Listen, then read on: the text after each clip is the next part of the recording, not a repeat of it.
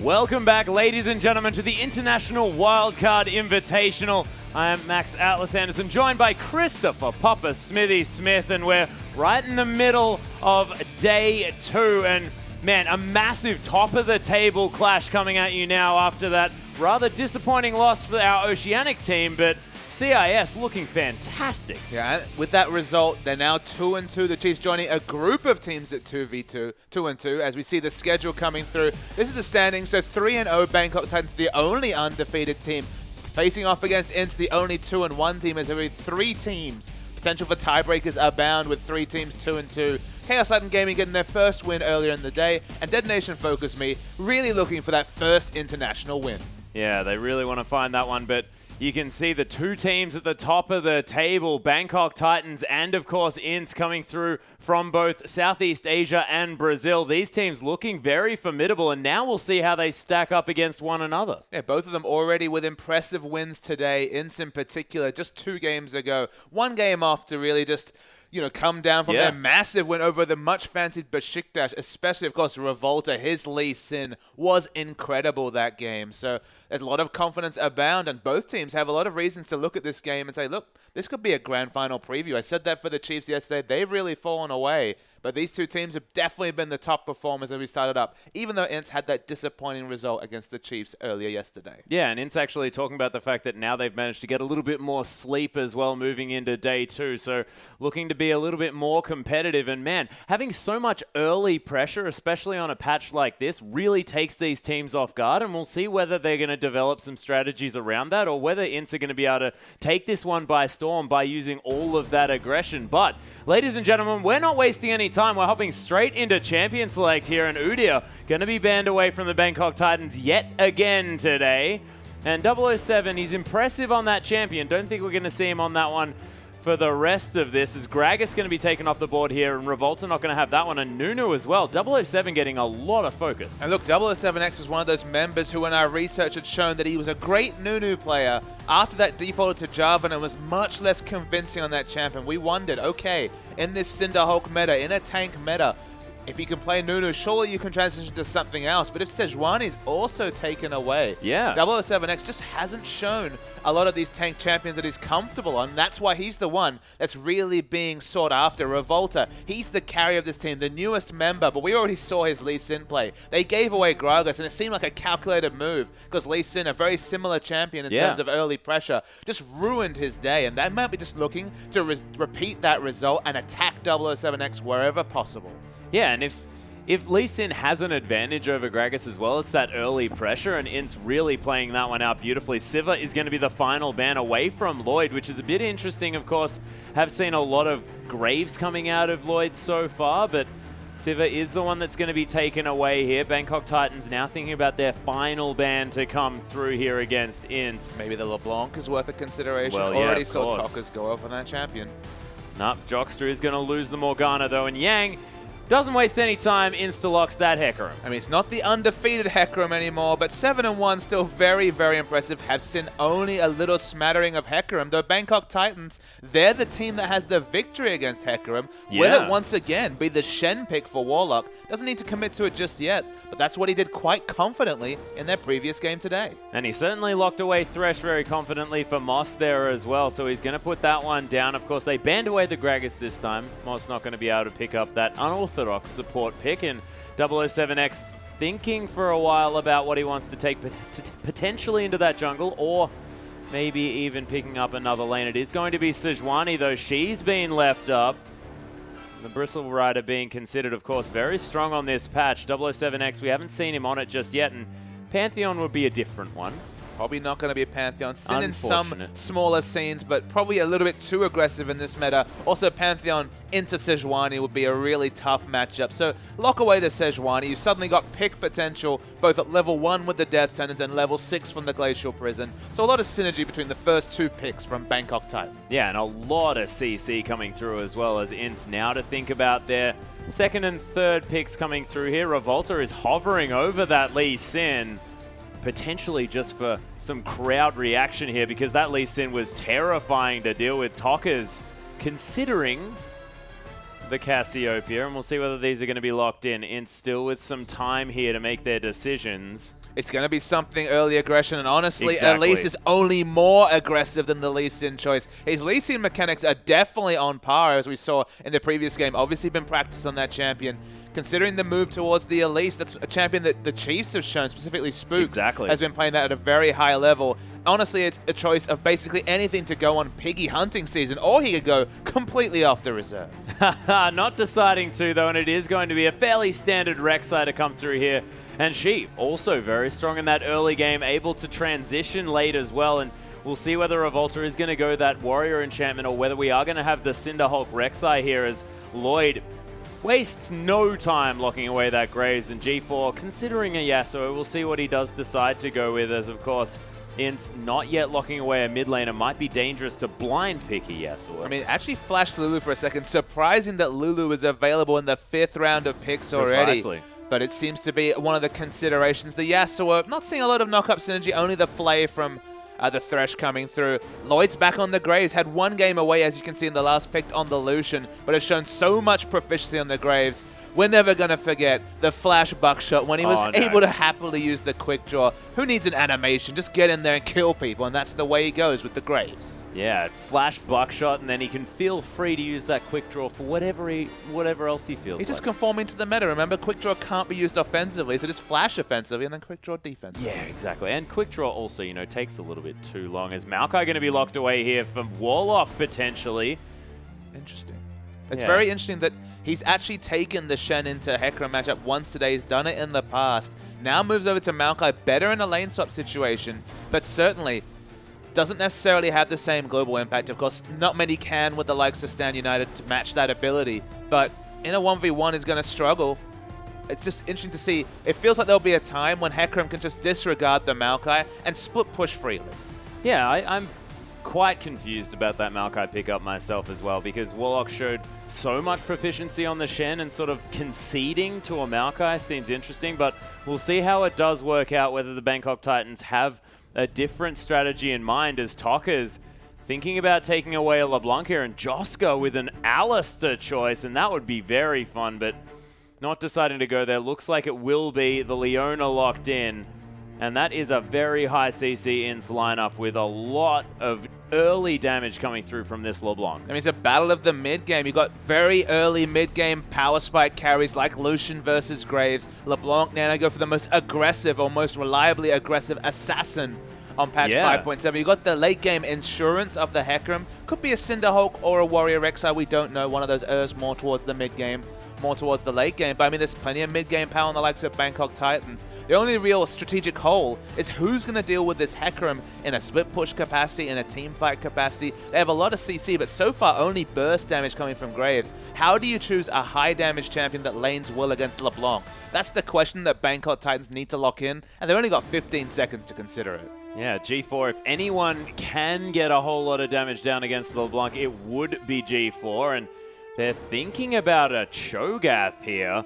That makes their lineup super tanky. It's super tanky. Maybe you can get over a mid-game hump, but it's not a lot of late-game damage coming out here, Atlas. You got basically burst coming through. Have you seen a full damage Cho'Gath? It's burst damage, sure, but the sustained damage. Lloyd has already done incredible things on the Graves. You have to feel like Bangkok Titans are looking for a mid-game snowball to come through to start getting the control over objectives, really start rotating well. Because in the late games, it feels like Ints, they just have multiple strategic options. 2 split pushes with the likes of the Void Rush coming through from the Rek'Sai. And Bangkok Titans damage so gated around burst that once that burst goes down, if there's a QSS, if the Banshee's Veils come through, it just feels like really going to be ignorable damage from Bangkok Titans.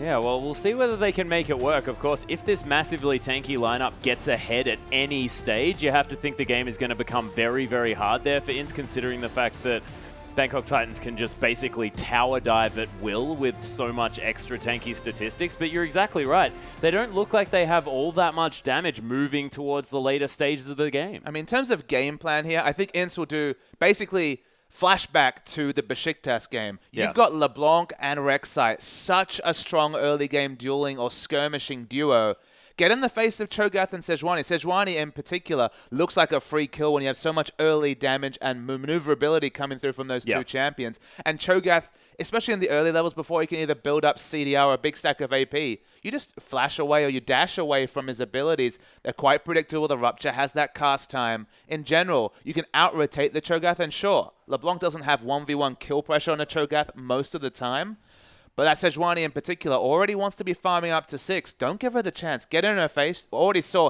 excellent counter jungling against a Gragas. Same thing with the Sejuani. Yeah, that's right, ladies and gentlemen. We are going to have a pause moving into this game, so we're going to just chat about the team comps just a little bit more before moving into this one. As you can see, the players getting ready to get onto the Rift. But you're right. Another thing I want to bring up is the fact that, you know, INTZ have focused a lot on that early game, and having Cho'Gath be so immobile there in the mid lane as well really paints a target on his head, you have to think. I think what I want to see coming through from the Bangkok Titans is the lane swap. Already shown a proficiency in that. Yep. Isolate that mid lane matchup, because as we mentioned, the one thing you can say is that Cho'Gath, from level 1, but as the lane goes on, not a lot of kill pressure coming through from the LeBlanc. You can harass him with auto attacks. Yep. You can get in his face in early levels. He has to get in melee range. Usually just takes the Vorpal spikes level 1, starts auto attacking to get some staying going. You can really punish him then. But the more health he gets naturally from his ultimate and just his natural itemization. Might be Athene's, might be Rod of Ages, depending on what power spikes he's looking for. Maybe Athene's just to not be opting too much into the late game, a bit more immediate power. Because there's not a lot of kill pressure there, free up the Thresh for roaming.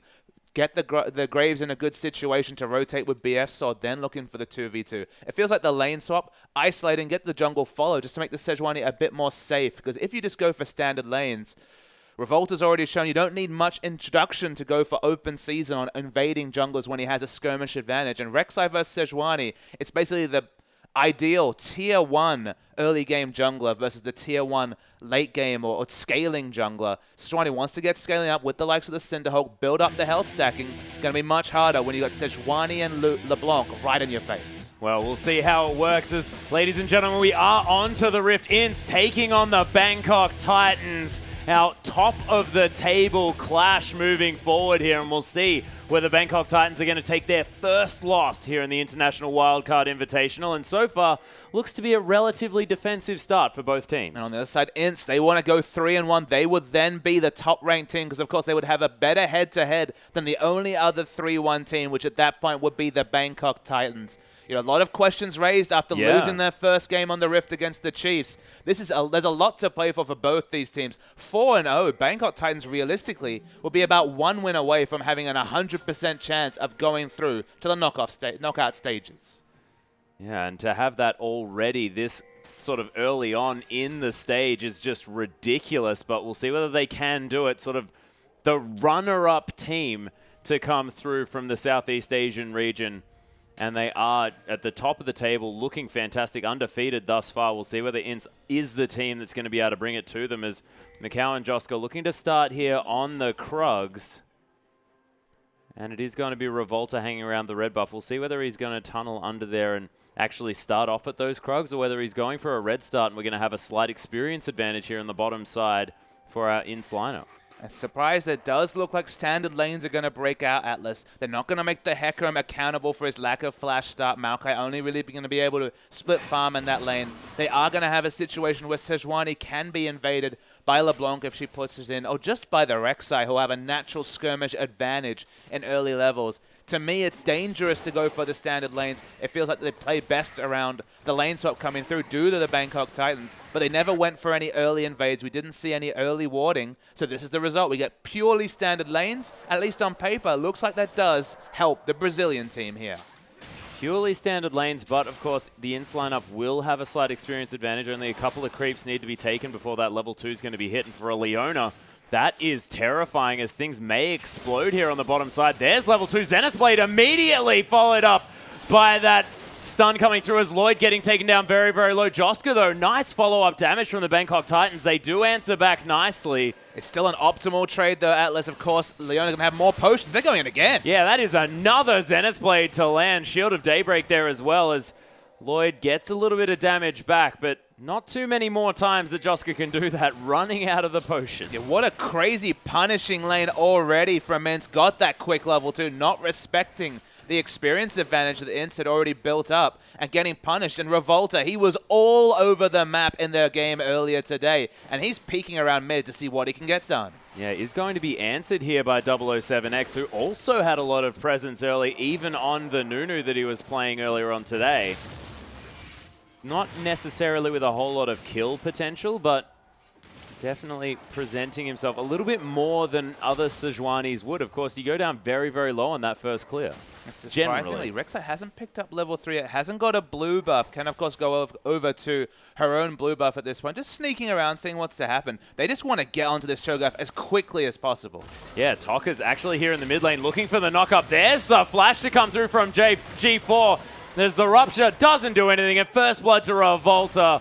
And I'm getting a few nostalgic moments here, Papa Smithy. It's very reminiscent of our first game today when INTZ just completely blew away the enemy.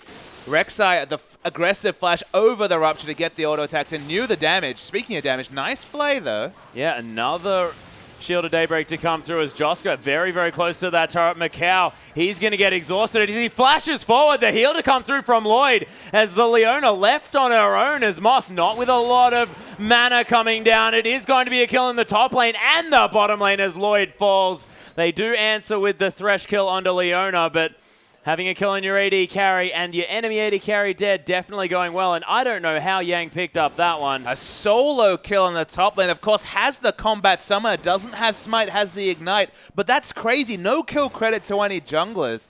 You almost never see that sort of a situation in a 1v1. They opted into the 1v1. We actually have a replay coming through. Just didn't respect the damage potential from the ignite and just straight up died. Yeah, and the devastating charge easily closes the gap. Not sure what Warlock was thinking there. There's a 1,000 gold lead at 5 minutes. Yeah, this is not the team that we saw yesterday, and should have figured that out, of course, witnessing the last game that INTZ played. And man, they are on a roll. And this is not against any bottom-of-the-table opposition. This is the previously undefeated Bangkok Titans, 3-0. Still undefeated. Coming into this, well, not including this game, absolutely. 3-0. So this is formidable opposition at the IWCI, and they're playing with such confidence. It's obviously just reverberating through. They must have had an excellent sleep and pep talk this morning because they're playing out of their minds aggressive today. Yeah, I want to know what they had for breakfast. I need to get me some of that. Because, of course, they are looking fantastic. Macau and Jockster now with a wave pushing towards them here as well, potentially with the ability to at least zone out Lloyd and Moss. Moss only just arriving at the lane. I can only speculate that INTZ, had a happy chat to Chiefs because, of course, not going to face that team for a while and were recommended Wheat Bix because they've had their Wheat Bix today. Ah, yes, they most certainly have. Revolta again, another knock-up onto G4. No flash available. Rupture doesn't find anyone as Tokkas just waits for the Q and picks himself up another one. And Revolta does this so often and takes a turret shot to take a tunnel. I mean, that is the ultimate cherry on top, just going for the cheeky tunnel. But Revolta, that's the thing that's unique that was about the these tunnel champions. bait to come down as well. Distortion over Revolta with the dive, picks himself up another one. It finds plenty more turret shots, but Revolta, this is the thing that's opened up by a jungler like Rek'Sai with so many flexible, aggressive options. Might as well be Shaco with pathing like that, but another 2 kills. And in the bottom, the trades don't stop. Yeah, Death Sentence comes through. Macau, though, ignores the Thresh. Lloyd taking some damage. They are trying to turn it around. Beautiful double play to come through as a piercing light. Not quite enough. The flash from Moss. One more auto attack will do it, and Thresh picks up the kill. Joska now in a lot of trouble. Death Sentence doesn't find the mark. Is Quick Draw going to be there? Lloyd doesn't have it, nor does he have the flash. They are going to pick up the 1 kill, though. But so important to arrest this massive global momentum that had been going for INTZ, especially in the mid-game. The bonus kill onto Sejuani was just an embarrassing mistake coming through from 007X. Whoa. But this is what couldn't have been calculated in all of this. In an isolated 1v1, that's kill pressure. Speaking of kills. Yeah, G4 now going to get ignored by Revolta yet again as Tokkas. This silver platter is so used in the mid lane. And Hitherto, G4 had been carrying his team. He's this big star player of this lineup, and that's why he's been isolated by Revolta. We thought it was going to be the Sejuani, but Cho'Gath as a melee range champion has been punished, and the Sejuani is not having much fun herself. Yeah, exactly. That is going to be half health now on the jungler. Yang teleports in here. Level 7. There's the ultimate. Gets charged back. Tokkas picks up one with the Mimic. Moss and Lloyd, nothing they can do. Tokas really has magnets on the end of his chains as well, as they're going to steal away the blue buff. And this game is just going so far in INTZ's favor at 8 minutes. And let's take a step back to breathe, Atlas. We just saw a teleport in to contest a blue buff where the Hecarim used the Onslaught of Shadows into 3 members under an inner turret when they haven't even taken the outer turret. It's just complete and utter crazy aggression. It opens up the Dragon and the blue buff we've just previously mentioned. G4 can't even enter lane. He's been killed so many times recently. And INTZ blown away the Bangkok Titans 8 minutes in. 3-0-2 as well for Tokas. This is a terrifying LeBlanc, and if there's a champion that you don't want to get this fed this early on in the game, it is LeBlanc. And you talk to analysts and they say, if you pick LeBlanc on patch 5.6, patch 5.7, you need to get basically a solo kill to justify the fact that in the late game might struggle. We've seen so many carry LeBlanc performances this tournament, and this LeBlanc 3-0-2, certainly not off our own back, as 2-0-3 is the jungler here.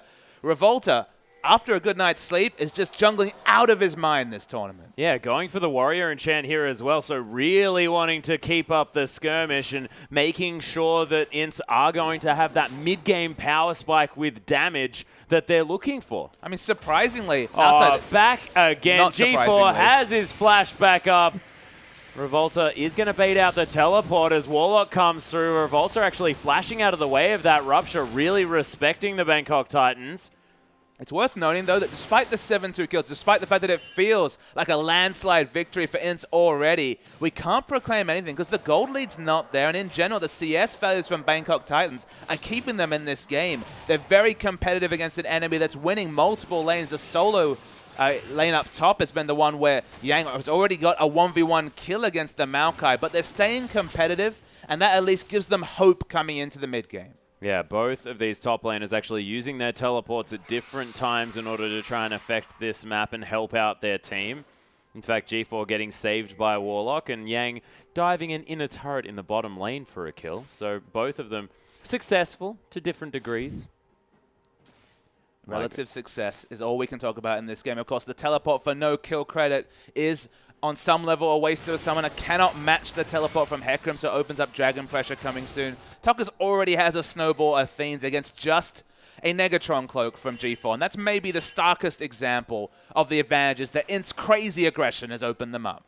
Yeah, crazy aggression is not an understatement at all, Papa Smithy. This team really probably the most early aggressive team that we've seen so far. Oh, the culling coming through here. Lloyd tanking that one up. Pops the heal as Joska's going to get flayed back. He still has flashers, thinking about his trademark flash buckshot, but doesn't quite have the range. Yeah, not quite in there just yet as the Bangkok Titans going to continue to push down this bottom lane. And if they manage to take down this turret, that is going to be that gold lead almost evaporated as the Bangkok Titans managing to grip onto this game. But Warlock in a lot of trouble here on the top side. Chains land as it's getting tanked up by the Hecarim. Yang is going to have to move out of the way here as the Ignite's ticking down. Warlock very tanky now with the Bummy Cinder, but Tokas picks up the kill. The last auto attack not going to quite be enough, as in fact the passive is going to tank up the minions. G4's there in the top side as this bottom lane outer turret is going down very, very low. Cho'Gath, though, very slow and not with too much of anything to offer as far as the damage is concerned. And how the hell do you catch up to a LeBlanc who has distortion, mimic distortion, all sorts of good stuff? I mean, they're catching up in gold, so only 1,300 gold is the difference between these teams with the first global objective in terms of turrets being taken down by Bangkok Titans. They were positioning for a turret dive, and speaking of aggressive positioning, we see Thresh and Sejuani looking for something, but LeBlanc smartly backing away. Yeah, LeBlanc very, very low, of course, tanking up that turret to about single-digit health. G4 now going to get some spare time with this mid-lane outer turret. Revolta coming through just to try and protect that one is going to be successful. Feels like you just have to play either safe or super aggressive lanes to counter Revolta today on the likes of Lee Sin and the Rek'Sai. Just been preying upon enemy junglers, is picking himself into skirmish advantages, earlier power spikes compared to the Sejuani, and that's why they were happy to ban out junglers and get them, force themselves into a situation where Sejuani was just too tasty an option to pass up and just go around the map, exuding all that early skirmish advantage that the kit provides, and just expertly done. You can see the aggressive mindset. Could have told me he was playing Shaco with some of the turret dives he was putting up. I mean, deceiving over a wall and burrowing through a wall is very, very similar. Just been used to excellent effect by Revolta.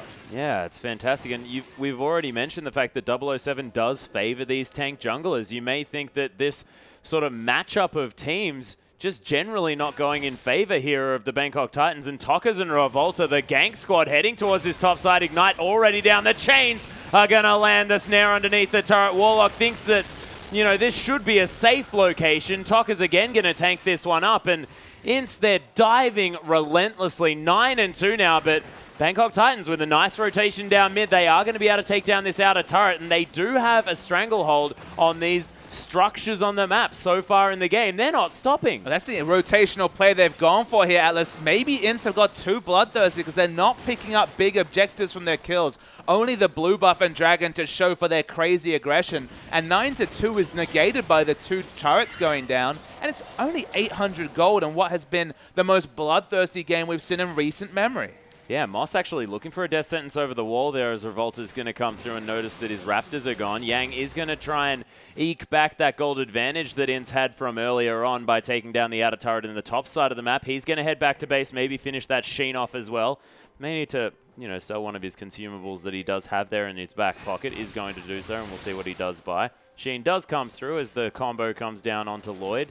True Grit actually does a whole lot of work during this early stage of the game. And it's worth knowing that he is going for the Snowball Trinity Force. Should only be a 17, 18-minute Trinity Force. But team fighting is still relatively difficult, not because of the item purchase from Bangkok Titans, because of the natural tankiness. All their build paths and stats are around tankiness outside of perhaps the Graves. Even the Cho'Gath, of course, gets that health from the feast stacks.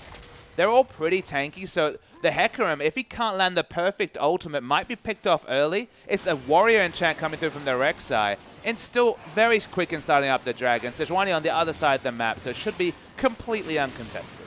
Yeah, INTZ grab Dragon number 2 here at 15 minutes into the game. Macau throwing out an Ardent Blaze. They're not going to find anyone, and INTZ looking for the 4-man dive here on the Titans here on the bottom side. Moss is not going to have any of it, but he is going to get solar flared. There's the culling, blocked by the minion wave. Descent onto Joska. Pretty tanky with the Eclipse up, though, and they're not going to find any kills here. Teleport into the top side. Warlock not able to take down that turret, but denies a cannon creep, which is definitely important. It still force a defensive turret. It's a defensive teleport. They will pick up this bot lane turret eventually, no, actually imminently in this case, to tie up the turret advantage that Bangkok Titans had opened up. They're still pushing aggressively in mid, but Cho'Gath and Sejuani can only do so much turret work. Yeah, they are going to get half of that as Revolta's coming through. Arctic Assault is going to get 007X out of this one. Revolta flashing forward, actually, as the Prey Seeker doesn't find anything, but 007X taking so much damage. Ignite's going to tick down, and Joska picks up the kill. G4, he's chained up. Revolta, though, is going to get collaterally damaged, and Joska's now the focus. Lloyd gets exploded from the backside as Yang comes over with the ultimate. Moss puts down the box, trying to stay alive as Tockers is looking for this kill. Another chain. This guy has not missed one on LeBlanc so far this game as G4 is getting hunted by a Leona. And that is frightening as Macau going to come through with some damage here on the backside. Warlock teleporting in. G4 is going to fall. And Warlock says, like hell, I am coming into that lane. That was a really curious lack of teleport coming through from Warlock. Had that cooldown available the whole fight. Didn't have the best vision options to teleport onto. Would have been a bit of a walk, but then why to try to teleport when they're diving? And now we're getting punished again. Yeah, and Revolta with that Void Rush able to make it towards this top side of the map, and Warlock thinking, oh, I managed to take the turret, this is great, but the jungler 1v1ing the top laner. Warlock completely out of mana, and Revolta with the Q. Oh, hopefully he's going to be able to get that one. Prey Seeker not going to do enough work as 007X is here. Man, Warlock was so lucky to escape that one. But, I mean, he just needed to rotate earlier. The world's longest team fight happened, never found a spot to teleport, then basically gave away his teleport for free. Another advantage coming through. Big mistakes from Warlock. He should be good at rotating. He was just on Shen. He should be looking at this mini-map. Obviously didn't see any sort of chance to go in, but so punished were Bangkok Titans for his lack of rotation. Yeah, and INTZ, one thing that you have to say is that CS scores are not all that high, and Lloyd looking like a massive winner here on this map as far as that creep score is concerned. Does have the makings of both the Ghostblade and Infinity Edge. And let's have a look at the replay here as Revolta flashes in. So remember, Maokai never found a spot to teleport into. You can say, looking at this minimap, there was the aggressive ward next to the inner mid turret that he could have teleport onto at any point. Probably didn't expect the first kill and the effective re-engage, but Hecarim finds a spot, gets the pick. Maokai still hasn't teleported. At this point, it's a very outnumbered fight, but there was plenty of spots previously that he could have looked to teleport. Again, you're against a team that has both the Rek'Sai and the LeBlanc in these early levels. So much pick pressure that Maokai negates a lot of that, can give the Vengeful Maelstrom for effective tankiness for his team, but just never did a Warlock rotate. Yeah, we'll see whether he does manage to pick that one up. And like you mentioned, I mean, the Shen point is a massive one here, because as soon as you're a Shen player, you are known for keeping your eyes glued to that minimap, and may have just been in the communication coming through from Bangkok Titans. They may have thought, okay, we don't need the teleport here, we will be able to make it out, and then said, a little bit too late, Warlock, we need you, you better come in and not take down that top outer turret. The only thing I can speculate is that maybe they were surprised, because of course Graves got a snipe over the wall under the Dragon Pit. They didn't expect the Hecarim coming in, but once Hecarim committed to the teleport, got the instant burst kill on the Graves, the fight was lost at that point. So perhaps it was just a lack of communication, but they absolutely lost the maximum as they're looking for more kills. Yeah, Solarflare's going to tag 007 as he's heading through that brush, but they're not going to find anything there. Joska, the rotation towards the mid lane. G4 going to head bottom lane just to try and protect this inner turret as Yang, with a lot of pressure now that this Trinity Force has been completed. 205 Hecarim, 20 minutes with the Merc Treads and the Trinity Force completed. That is so scary. So we're learning more and more about INTZ as a team, Atlas, just seeing them in these games. We can definitely say that when they're ahead, you just get no resource. They completely take you out of any options of taking even your own Raptors. Your side of the jungle is their jungle. Revolta completely owns the jungle, and Sejuani awkwardly wants to scale up, scales so well with health, already has the Cinderhulk, is looking to pile on health to even get damage scaling from the Northern Winds, but there's no resources on this map for Bangkok Titans to reach for, just because there's nothing on the map.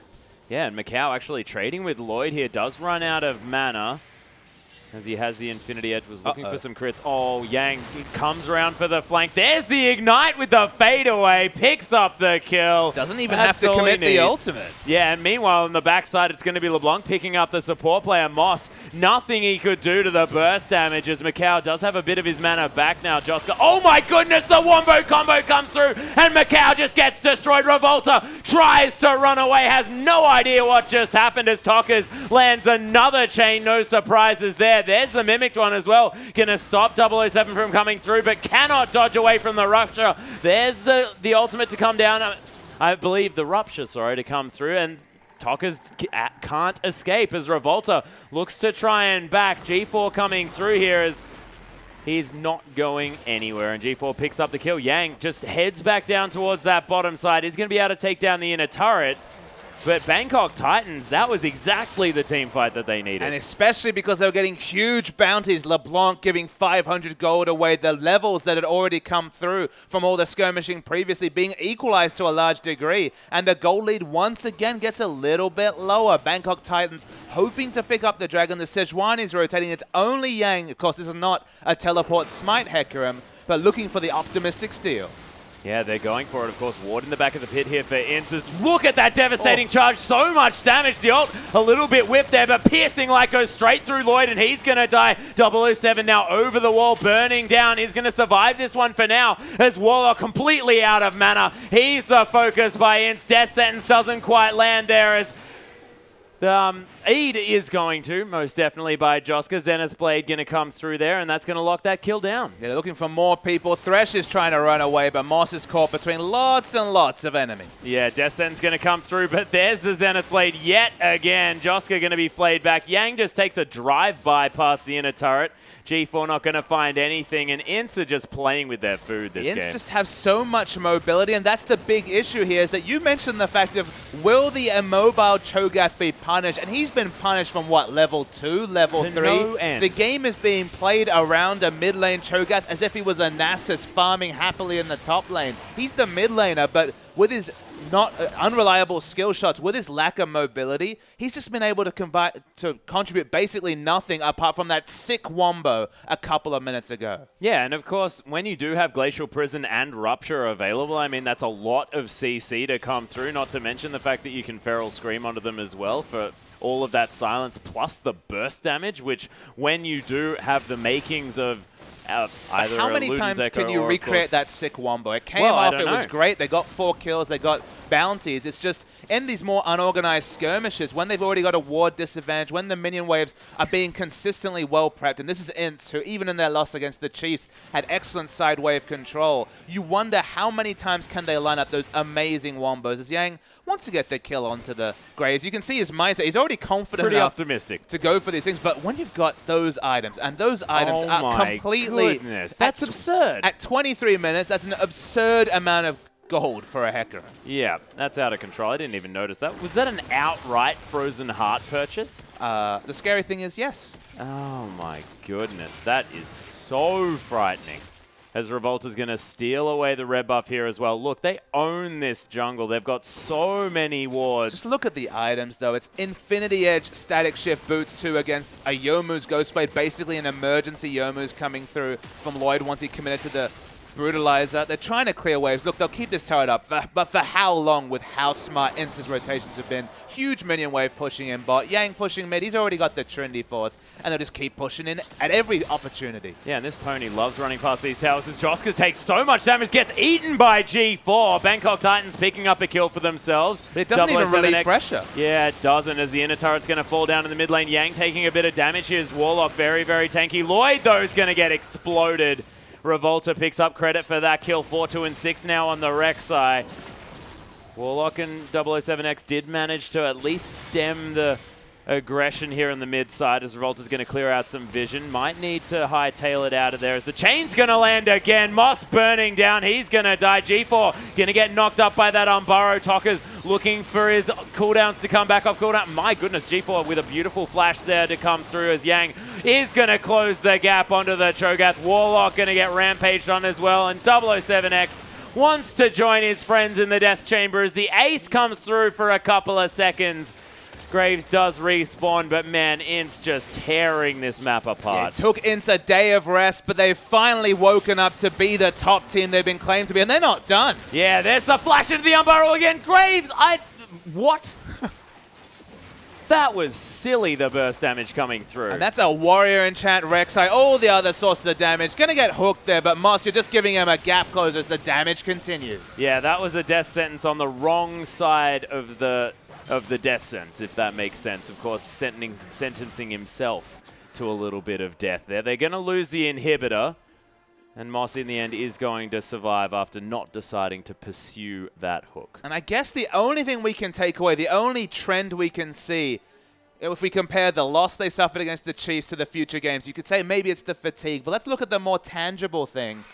Whenever Revolta takes over a game, the game just never goes poorly for INTZ. They get so far ahead when their jungler's ahead. When their jungler's able to play the invasion game, go for those turret dives, they synergize so well with them, play so aggressively, and it seems to suit their style much more. Spooks was on top of the jungle matchup. Revolta fell behind. In this situation, though, in every subsequent game, Revolta has completely run the map and both sides of the map. Yeah, it's just been so frightening, and all of these early game junglers that he's been playing, seems like a lot of players have forgotten how to play against them as 007X, he's going to get caught out. G4 as well going to get chained up by Tokka's here, who throws out the sigil, trying to chase after the Cho'Gath. Sort of incidentally, 007X is going to fall down as Yang is going to head towards this mid lane. That's not your base, Tokka's. Yeah, I'm not entirely sure whether that's correct, Papa Smithy. It's not their jungle, that's for sure, but you feel like it's only a couple of moments till even their own base is being completely run by INTZ as they've just strangled them out of the game. We said that in every single game subsequent to Chiefs. But when they get going, when they're ahead, this INTZ team look world-class. Yeah, this is a hostile takeover of this game, if ever I've seen one. INTZ just really tearing this one apart. Bangkok Titans almost look like they have no idea what's happened to them this game. But this is no resources to pick up. They almost need an inhibitor to fall, or another inhibitor to fall, because of course the top lane inhibitor's already fallen. They've already broken the base. But those super minions are the only resource they have apart from passive gold coming through at this point. They're hoping for the game to be prolonged. But everyone that steps or dares to step outside the base gates is being punished. Yeah, and Revolta taking the most unnecessary Rift Scuttler I have ever seen in my life. Need a bit of vision around that dragon. Yeah, that's... Look, you can see all 5 members because you're sitting in their base. Don't think you need much vision, Papa Smithy. And look, if they need another win condition, both Dragon and Baron looking pretty free for INTZ. Yeah, that's true. Revolta now going to clear out some vision around the Baron. That is an idea that I can get amongst. Is Macau going to destroy those Raptors? Yang actually pops the E as Lloyd flashes out of the way of the chain, so he's going to survive this one for now. Rupture not going to find anyone as Tockers is doing despicable damage. I mean, basically everyone on the INTZ lineup is an item at minimum up over their opponent. They're already 11,000 gold ahead at 28 minutes. We've seen bigger leads, but this game had a massive lead, but not one in terms of gold Atlas. But remember, the gold was quite competitive when it was 7-2, when it was 9-2. It's 25-8. That's almost a killer minute for INTZ. It's revolting. G4 now is getting closed in upon the box comes through, but Yang ignores it. Lloyd getting torn apart. You wouldn't believe that that was, in fact, an exhausted Hecarim and that there was a collateral damage coming through. There was 007. He's getting the focus. Tokka's looking for Moss, a squishy target for him to eliminate. Warlock, once again, just watching as his team falls down. Not a lot he can do about it here, as well as he's trying to fight super minions. And instead, just going to waltz into the base and take this one out. Tokka's just flashing around for the fun of it as INTZ, they're going to be able to clear out these Nexus turrets and take the game. And man, this Brazilian team is looking so frightening. Against the previously 3-0 Bangkok Titans, they've been completely blown away by INTZ. And honestly, Atlas, I feel like the other team's going to be pretty angry at the Chiefs because they seem to have just angered the beast that is the INTZ. Yeah. One game, one victory, the loss that came through for INTZ. We were wondering, okay, maybe the hype wasn't justified, but man, when they get going at the start, enemy teams have to cower in fear in their own base about 10 minutes in because Revolta and friends just run this map. Yeah, and Tokka's, it seems to me like he has, I don't know, given Revolta something in the past and Revolta owes him super big. Because this guy has been camping that lane and getting so much work done in the early stages, and every single mid laner that Tokka's plays seems to get so far ahead that he can't do anything. That was something that didn't happen in the Chiefs game because, of course, he always found spooks there. That's exactly what they do. And he's been exclusively picking those champions that can skirmish and can path so creatively around those minion waves and mid lane in general. Whether it's the Lee Sin, whether it's the Rek'Sai, you can get so aggressive. We saw pseudo turret dives coming out as early as 5-6 minutes into the game. Once they got open up to that burrow, just never left mid. And the Cho'Gath died, what, 3 times in the first 8-9 minutes? It was crazy. Yeah, there's not a whole lot you can do about that. And, of course, you can't mention the fact that there's an immortal Hecarim that was doing drive-bys by inner turrets at about 7 minutes into the game. And multiple times. Solo killed the Maokai. That was the funny thing, is that you could forgive the other lanes because Revolta visited mid. There was some action in the bottom lane. But in a 1v1, it's unforgivable to die to a Hecarim in lane in a tank battle, you have to say. Just didn't respect the ignite. Almost seemed surprised that he got ignited. Flashed away and died to the devastating charge. That was poor play from the top laner Warlock, who had been so consistent on the likes of Shen. And the Maokai pick, we kind of scratched our head and thought, okay, why not the Shen? Why not go for something that can at least hope to have the same global impact? Not in terms of burst damage, but in terms of just, trying to push up the wave. Dispatched a Hecarim already on Shen earlier today, and then have the Stand United for the ultimate equalizer. 850 damage. That's a couple of Trinity Force procs from a Hecarim, so that's at least something you could provide. But unfortunately, the Maokai was blown away in a 1v1 sense, and just in general, they've now got that claim. They're now top of the table in the IWCI. Yeah, and just a massive sort of show of why they were so feared heading through here as well. And we're going to have a replay. Let's just demonstrate the Brazilians' prowess in the aggressive portion of the game. This is right towards the end. You can see already 19-8, already 3 dragons, already 7,000 gold lead. We're going to start pushing towards 10,000 gold lead with this particular fight. If you look at the mini-map, Lucian and Hecarim have been pressuring the bottom side of the map, so they're not necessarily grouped, but the picks are going to come aplenty in this particular skirmish. We'll roll the tape. So Revolta already very aggressive. This is another one of those cases where Cho'Gath slowly rotating to top lane. He's already going to find Moss picked away, and they just don't stop their aggression at any point. There's multiple members of Bangkok Titans rotating first. Tokka's is definitely zoned out of this fight, but still is able to come in aggressively. Hecarim's got the Trinity Force and the Frozen Heart. Those rampages coming off cooldown, so are the Trinity Force procs. And they just fight as a team. Even if they don't rotate first, they get the damage in, they call targets well. Tokka's able to provide a lot of impact despite being on, what, 200 health for the majority of that fight. They team fight well, and they team fight so aggressively. Yeah, and Tokka's ended up that game on, what, about 8-1-9, really frightening score. And it's all about Revolta being able to be anywhere he needs to. And you have to think that a lot of these teams are looking at the jungle here of our Brazilian lineup and saying, okay, we need to find a way to shut down Revolta. And I can't actually help them because I have absolutely no idea how you're going to do that. This guy seems to always be exactly where he needs to. I mean, the only suggestion that I could have in terms of a draft phase is just save your jungle pick for later. Don't commit to the Sejuani and open up the plethora of options you have to go more aggressive. Or just go super aggressive yourself. Lock in Elise, lock in Lee Sin and say, okay, 2 can play at the aggressive jungler game. But even if the enemy jungler here coming through 007X, let's assume he was actually a skirmish jungler player, because of course famously is more of a tank role player, more of a Nunu player. Even if he was an aggressive jungler like someone like Spooks, if you lock in the likes of Sejuani, you know, if you get out skirmished in these situations, there's just nothing you can do when you have the Sejuani locked in. At least if you're optimistic and go for the early pressure, you can try to match, you can try to counter game, you try to use your communication options. In these situations, though, where you lock in Sejuani, had his choice of aggression and used it so beautifully.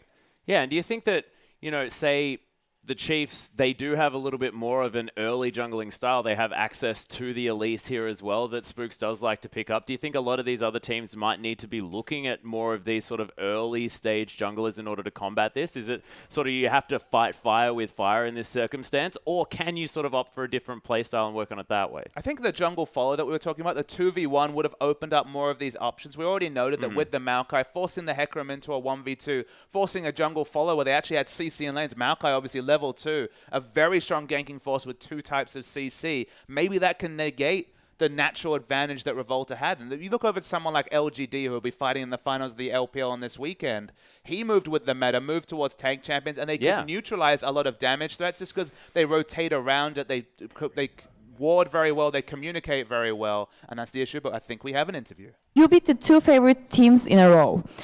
Can we say that INTZ is now a favorite for this tournament? Yeah, I think we are.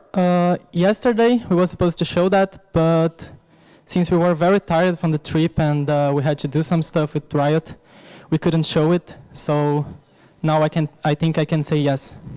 So you are focusing in the mid lane for your ganks. Is it a LeBlanc-related strategy, or is that a general strategy for your team? We stopped doing that actually on later games. But when we started playing the league in Brazil, we used to do that all the time, and now we are trying it again, and it's working very nicely. So yeah. Okay, so is there anything you want to say to your fans, to your supporters? I just want to say sorry for yesterday because we didn't show how we play. We are very tired. I'm sorry, and continue supporting. We will make you proud. Thanks. Thank you for the interview. Now we're back to Khan. And yeah, I think he's definitely started making them proud now. The performance here of INTZ so far, today especially, has been so impressive. They've woken up the sleeping bear, Atlas. That was the analogy I brought up, and that's the only way we can confirm it, because INTZ have blown away 3 teams consecutively. Yeah, terrifying. But ladies and gentlemen, we still have more International Wildcard Invitational to come. We're going to have a short break, but we'll be back with the next game very soon.